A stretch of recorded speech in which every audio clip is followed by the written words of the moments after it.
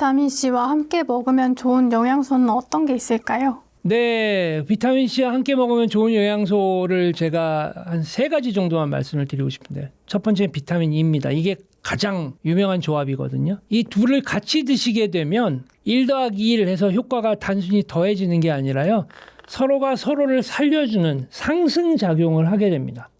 그러니까 이제 비타민 E는요, 비타민 C하고 다르게 지용성입니다. 그래서 세포막 속에서 활성산소를 잡아주는 역할을 하는데, 문제는 비타민 E가 활성산소를 붙잡고 난 다음에 비타민 E 자체가 산화가 돼가지고 망가진 상태가 돼버립니다.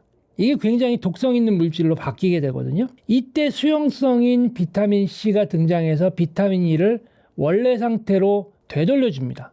그러니까 한 번 쓰고 버리는 게 아니라 비타민 E를 재활용해서 다시 쓸 수 있게 해주는 시스템인 거죠. 그래서 우리가 비타민 C와 비타민 E를 함께 투여한 그룹들을 대상으로 한 연구에서 보면 산화 스트레스 그리고 염증 지표가 더 뚜렷하게 감소된다라고 하는 보고들이 많이 있습니다. 그리고 만성 염증이나 근육 통증 회복이라든지 일부 신경통 관련된 연구에서도 이게 단독 투여군보다는 비타민 C와 E를 병영 투여한 군에서 훨씬 더 효과가 낫다라고 하는 결과들이 보고되고 있습니다. 근데 중요한 건 이 비타민 C와 비타민 E를 함께 복용을 하신다라고 하는 것만으로 염증을 뿌리 뽑을 수 있다라는 얘기는 아니고요.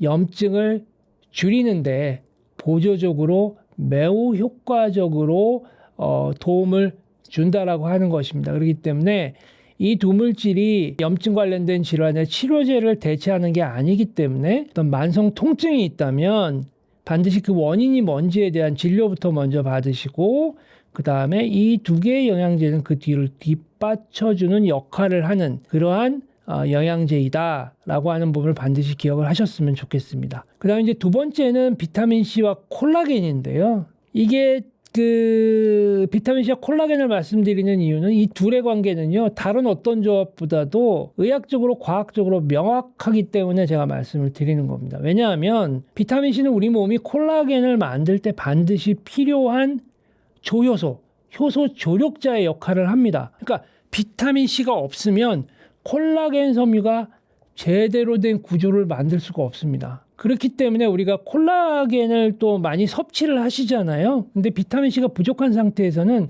아무리 콜라겐을 많이 먹어도 우리 몸에서 튼튼한 콜라겐을 만들 수가 없습니다. 예를 들어서 비타민 C가 처음 발견되게 된 이유 중에 하나가 장거리 항해를 간 선원들의 괴혈병이었거든요. 이 괴혈병의 증상이 뭐냐? 잇몸 출혈, 그 다음에 상처가 아물지 않는 것, 그 다음에 피부가 얇아지는 것이 특징인데, 이게 전부 다 콜라겐을 못 만드니까 생기는 현상이었고, 그 콜라겐을 왜 못 만들었느냐? 비타민 C가 없었기 때문인 거죠. 그래서 피부 건강을 위해서 콜라겐을 드시는 분들이라고 한다면 비타민 C를 드시지 않으면 효과가 반감이 됩니다. 그래서 반대로 얘기하면 비타민 C가 충분한 상태에서 콜라겐을 드실 때 우리가 피부에서의 탄력이라든지 수분 유지라든지 상처 회복 속도가 개선된다라고 하는 그러한 연구 결과들이 꾸준히 나오고 있습니다. 근데 여기서도 이제 또 이런 말씀을 하시는 분들이 있어요. 비타민 C와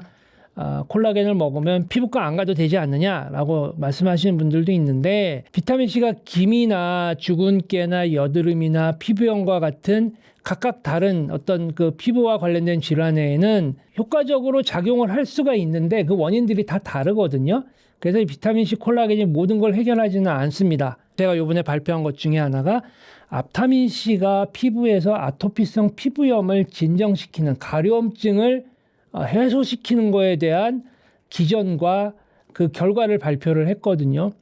그러니까 이제 앞타민 C와 콜라겐도 좋은 조합이 될 수가 있겠죠.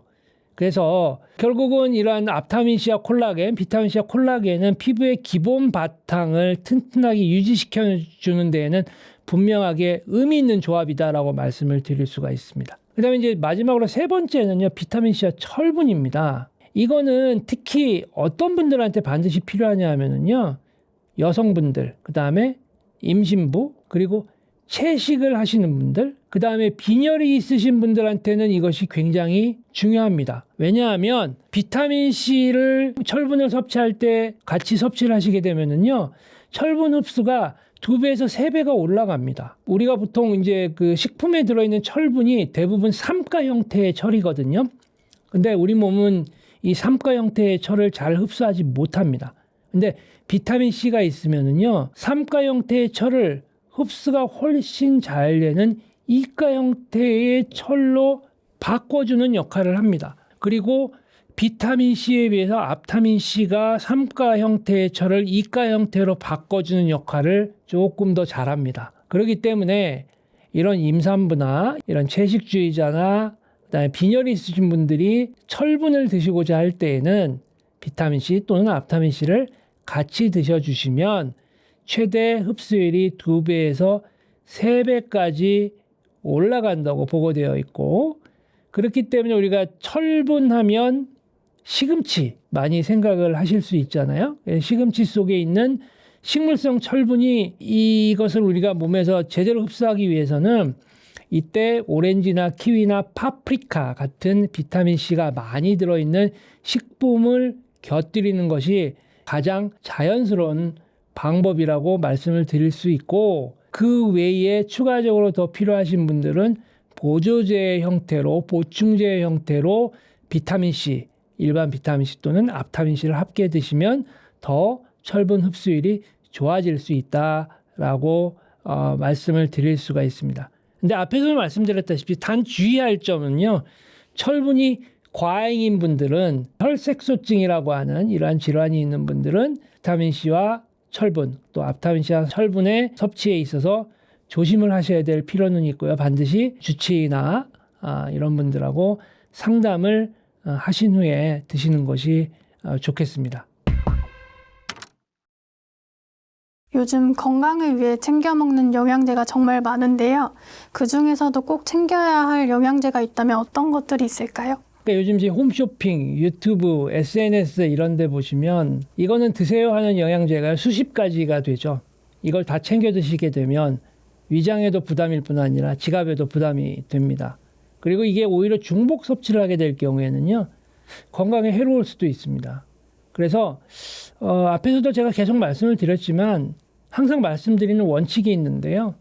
영양제는 식사로 부족한 부분을 메우는 것이지 건강 그 자체를 만드는 것이 아니다라고 하는 것이고요. 그래서 당연히 꼭 챙겨 드셔야 하는 영양제를 말씀을 드리자면 비타민C, 가능하다면 지속 효과가 좋은 앞타민C다라고 말씀을 드리고, 이 원칙 아래에서 그 한국인 대부분에게 우선순위가 높은 4가지를 정리를 해드리고 싶습니다. 첫 번째는요, 비타민 D입니다. 이게 왜 비타민 D가 1순위냐 하면은요, 이건 데이터가 너무 명확합니다. 한국인의 약 90%가 비타민 D의 부족 상태라는 그런 조사가 계속 반복적으로 나오고 있습니다.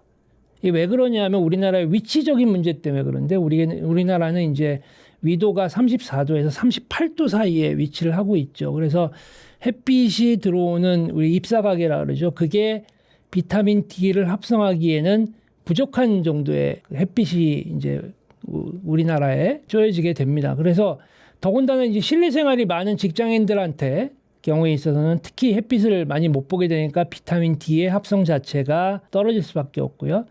그 다음에 자외선에 의한 어떤 그 손상을 막기 위해서는 자외선 차단제 많이 바르시는데 그것 때문에 비타민 D가 부족하게 됩니다. 그리고 50대 이후에서는 특히 부족하다라고 알려져 있고요. 그래서 이러한 그 비타민 D가 부족하게 되면은 뼈 건강이 약해지는 것은 물론이거니와 면역력이 저하가 되고 근력이 감소가 되면서 우울감 그리고 심혈관 질환 위험까지 증가가 됩니다. 그러니까 이게 뼈만의 문제가 아니라 전신 건강의 어떤 기반이 흔들리게 된다라는 거죠. 그래서 혈액 검사를 우리가 해서 수치가 많이 낮으신 분들의 경우에 있어서는 이게 의사와 상의를 해서 더 높은 용량을 단기간 써서 비타민 D를 이제 올려주는 그런 처방을 쓰기도 합니다. 그다음 이제 두 번째로 말씀을 드리고 싶은 건 이제 코엔자임 Q10이라고 하는 물질인데요. 이게 이름이 약간 좀 생소하실 수가 있는데 이게 이제 우리 몸의 에너지 공장을 돌리는 핵심 물질입니다. 그러니까 우리가 중고등학교 때 생물학 시간에 많이 배웠던 세포 안에 있는 미토콘드리아라고 하는 그 세포 내 소기관이 있죠. 여기에서는 이제 ATP라고 하는 에너지를 만드는데요. 이때 필요한 조효소가 바로 코엔자임 Q10입니다. 그러니까 심장이나 간이나 신장 같이 에너지를 많이 쓰는 장기일수록 코엔자임 Q10의 농도가 높은 것으로 알려져 있습니다. 근데 문제는 이게 나이가 들면 나이 드는 것도 서러운데 이 코엔자임 Q10의 체내에서의 농도는요. 20대 이후로 꾸준히 감소를 해서 40대가 되면요. 청년기의 70% 수준까지 감소가 되고요. 60대가 되면은 그 이상으로 더 떨어집니다. 그러니까 우리가 나이가 들수록 쉽게 지치고 피곤함에서 회복이 더디신 분들이 많아지거든요. 그게 바로 이 코엔자임 Q10의 농도가 감소되기 때문이에요. 근데 이 코엔자임 Q10의 역할은 크게 세 가지로 이제 그 정리를 할 수가 있는데 앞에서 말씀드렸다시피 첫 번째는 에너지 생산. 그래서 만성 피로나 무기력감에 도움을 주고요. 둘째는 강력한 항산화 작용을 하는데 특히 세포막과 미토콘드리아 자체를 보호하거든요. 근데 비타민 C하고 비타민 E도 그런 역할을 하지만 그거와는 다른 영역에서 일하기 때문에 비타민 C, 비타민 E, 코엔자임 Q10이 서로 조화를 이루게 되면 굉장히 효과적으로 작용을 할 수 있다는 거죠. 그 다음에 또 중요한 게 바로 뭐냐면 코엔자임 Q10은 심혈관 건강에 굉장히 중요합니다. 이 우리 몸에서 심장이 코엔자임 Q10을 가장 많이 쓰는 장기거든요. 그래서 심부전이나 협심증 환자에서 코엔자임 Q10 보충이 증상 개선에 도움이 된다는 연구가 꾸준히 나오고 있습니다. 그래서 제 친구들 중에서도 가정의학, 특히 기능의학을 하는 친구나 그다음에 어떤 제자나 후배 의사들이 많이 있는데요. 이 친구들한테 제가 이제 비타민 C, 앞타민 C에 대한 소개를 했는데 그 친구들도 역시 비타민 C와 코큐텐, 그다음에 앞타민 C와 코큐텐을 만성 피로인 환자들한테 처방을 하고 있습니다. 처방을 해서 물론 이제 뭐 코큐텐은 굉장히 다양한 제품이 나오고 비타민 C도 다양한 제품이 나오고 앞타민 C는 이제 한 종류만 나오기 때문에 좀 제한적인 부분이 있기는 하지만 실제로 그렇게 해서 섭취를 하신 분들이 굉장히 효과적이었다라는 얘기를 피드백을 많이 주신다고 해요. 근데 여기서 이제 말씀드리고 싶은 중요한 포인트가 하나 있는데요. 우리가 스타틴이라고 하는 고지혈증 치료제가 있습니다. 이분들한테서는 코큐텐이 특히 중요합니다. 왜냐하면 이 스타틴이 하는 역할이 바로 뭐냐면 콜레스테롤 생성을 억제하는. 근데 그 과정에서 코큐텐 합성도 같이 줄어들게 되거든요. 그래서 주변에 이러한 그 스타틴이라고 하는 고지혈증 치료제를 드시는 분들 중에 근육통이라든지 다리에 쥐가 난다든지 피로감을 호소하는 분들이 많거든요. 이런 분들한테는 코큐텐 보충으로 이런 걸 완화시키는 경우가 꽤 있습니다. 그래서 제가 추천 또 하나 드리고 싶은 영양제는 바로 코엔자임 Q10이고요. 이 코엔자임 Q10은 환원형하고 산화형 두 종류가 있는데 환원형이 산화형보다는 흡수율이 더 좋아서 중장년층한테는 더 유리하다고 알려져 있습니다. 그리고 이게 코엔자임 Q10의 특성은 지용성이기 때문에 기름진 음식 드실 때 함께 드시면 좋고요. 그리고 코엔자임 Q10 드실 때에는 비타민 C와 또는 앞타민 C 함께 드시면 이런 어떤 코엔자임 Q10의 역할을 내든지 흡수라든지 이런 측면에서 긍정적인 효과를 볼 수 있다라는 겁니다.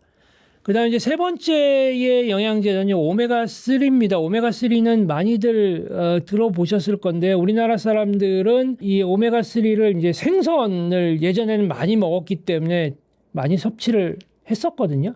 근데 이게 이제 육류 위주의 그 식사 패턴이 바뀌면서 생각보다 오메가3에 대한 부족이 굉장히 높습니다. 근데 이 오메가3는 특히 혈관 건강하고 염증 관리에 있어서 굉장히 핵심적인 물질입니다. 그래서 특히 육류 가공식품 중심에서 아까 말씀드렸던 오메가3 지방산이 있고 그 다음에 이제 오메가6라고 하는 게 있어요. 그래서 이 오메가3와 오메가6라고 하는 거의 비율이 굉장히 중요한데 이게 오메가3는 줄어들고 오메가3의 비율이 높아집니다. 이게 가공식품에 많거든요.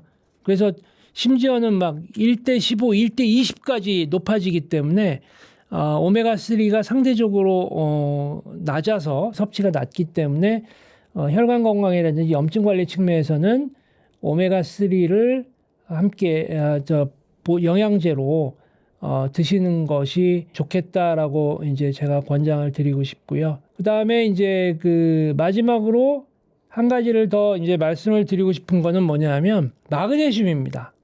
이 마그네슘이라고 하는 거는요, 한국인에게서 가장 부족한 미네랄 중에 하나입니다. 근데 이 마그네슘은 우리 몸 안에서 300가지 이상의 효소 반응에 관여를 한다고 알려져 있거든요. 그래서 이제 부족해지면 증상이 다양하게 나타나는데 대표적인 게 뭐냐면 근육 경련하고 눈꺼풀이 막 떨리는 경우가 있죠. 그리고 아까 코큐텐처럼 쥐가 자주 난다든지 잠을 잘 못 잔다든지 하는 분들이 있는데, 이런 분들한테 이제 마그네슘 보충을 권장해 드리면 며칠 만에 좋아지는 경우들이 많이 있습니다. 그리고 앞서 결석편에서도 말씀드렸다시피 마그네슘은 요로결석 예방에도 굉장히 많은 도움을 주기 때문에 이 네 가지, 그래서 아까 처음 말씀드렸던 비타민 D, 그 다음에 코큐텐, 오메가3, 마그네슘을 전 추천드리고 싶고요. 근데 중요한 건 모든 사람한테 영양제가 다 필요한 건 아니죠. 연령이라든지 성별이라든지 식습관, 질환에 따라서 우선순위 영양제가 달라질 수 있습니다.